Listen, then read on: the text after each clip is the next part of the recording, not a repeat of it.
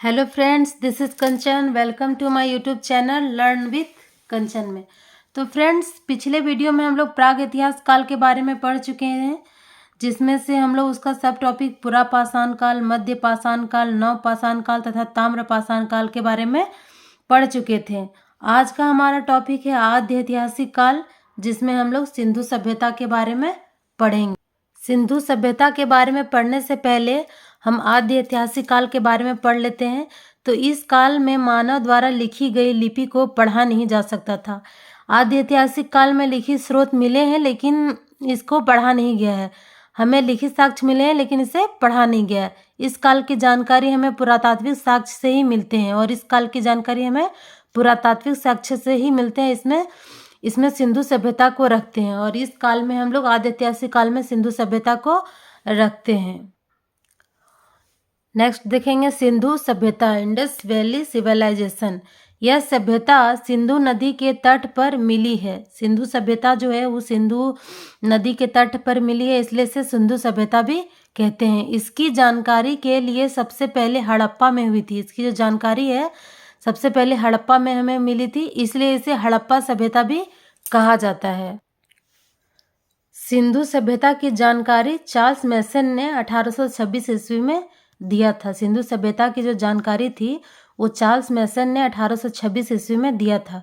सिंधु सभ्यता की पहली खुदाई दयाराम साहनी ने किया था। सिंधु सभ्यता की जो पहली खुदाई थी वो दयाराम साहनी ने किया था। सिंधु सभ्यता का नामकरण जॉन मार्शल ने किया था।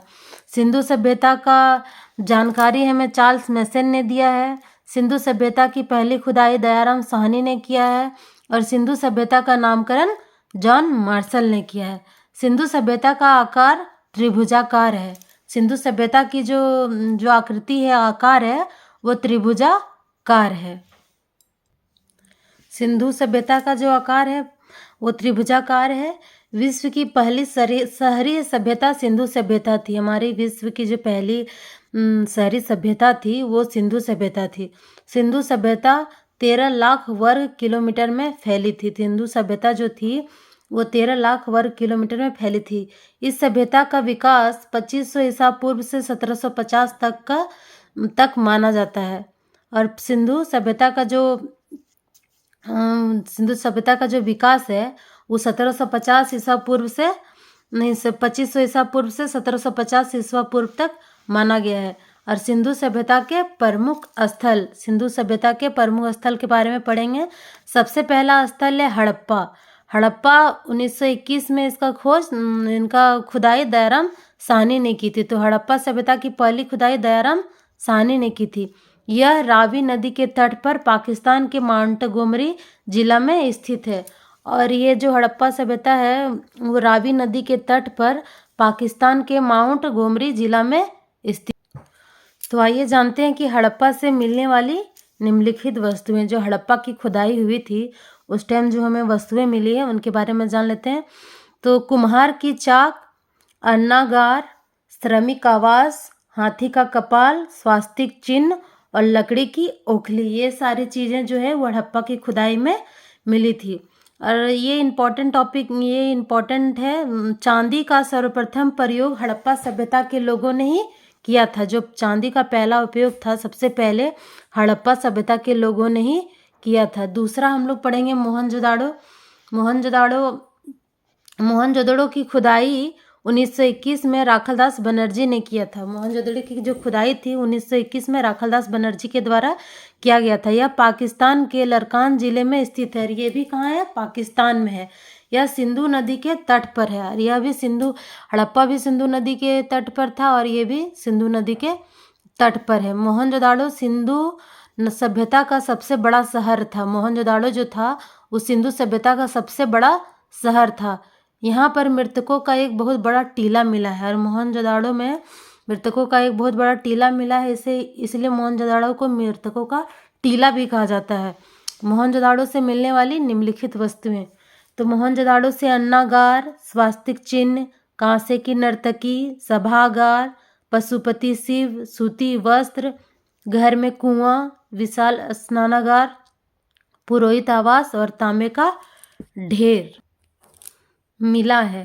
तो एक नोट करके देख लीजिएगा। मोहनजोदड़ो का अन्नागार सिंधु सभ्यता का सबसे बड़ा भवन है। मोहनजोदाड़ो में जो अन्नागार है वो सिंधु सभ्यता का सबसे बड़ा भवन है। स्वास्तिक मुहर सर्वाधिक मोहनजोदाड़ो से ही मिला है। जो स्वास्तिक मुहर जो है वो सर्वाधिक मोहनजोदाड़ो से ही मिला है, जिसका निर्माण सिलखड़ी से हुआ है। उसके बाद नेक्स्ट पढ़ेंगे हम लोग चौहनदोड़ो के बारे में। तो इसकी खुदाई 1931 ईस्वी में गोपाल मौजूदार ने किया था। 1931 में गोपाल मौजूदार ने किया था। चौहनदोड़ो पाकिस्तान में सिंधु नदी के तट पर है और यह पाकिस्तान के सिंधु नदी के तट पर स्थित है। यह एक ऐसा मात्र शहर था जो दुर्ग रहित था और यह दुर्ग रहित था और चौहनदोड़ो एक औद्योगिक शहर था। चौहनदोड़ो एक औद्योगिक शहर था और यहाँ से मिलने वाली निम्नलिखित वस्तुएं, तो यहाँ से सुई मिला है, गुड़िया मिला है, अलंकृत ईंट मिला है, लिपस्टिक मिला है, शीशा मिला है, मेकअप की सामग्री मिली है, मनका मिला है और एक चित्र मिला है जिसमें बिल्ली का पीछा करता हुआ एक कुत्ता और बिल्ली का पीछा करता हुआ एक कुत्ता। नेक्स्ट हम लोग देखेंगे लोथल के बारे में। तो इसकी खुदाई रंगनाथ राव ने 1955 और किसी किसी में 1962 ईस्वी दिया गया है। यह भी सिंधु नदी के यह सिंधु सभ्यता का बंदरगाह स्थल था। लोथल भोगवा नदी के किनारे अहमदाबाद गुजरात में है और यह भोगवा नदी के किनारे अहमदाबाद गुजरात में है।